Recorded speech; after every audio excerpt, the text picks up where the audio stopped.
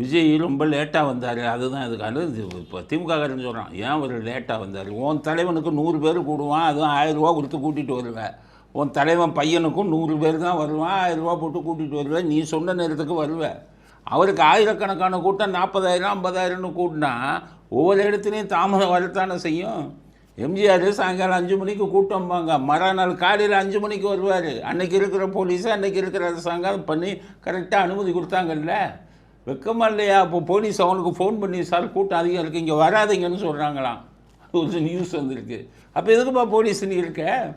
மகாமகம் தெரியுமா? கும்பமேளா 45 கோடி பேர் வந்தான், 30 பேர் செத்தான். 45 கோடி பேர் வந்ததுக்கு நீங்கள் உங்கள் கையிலலாம் 45 கோடி வச்சுருந்தா எல்லாத்தையும் 45 கோடியும் காலி பண்ணியிருப்பீங்க.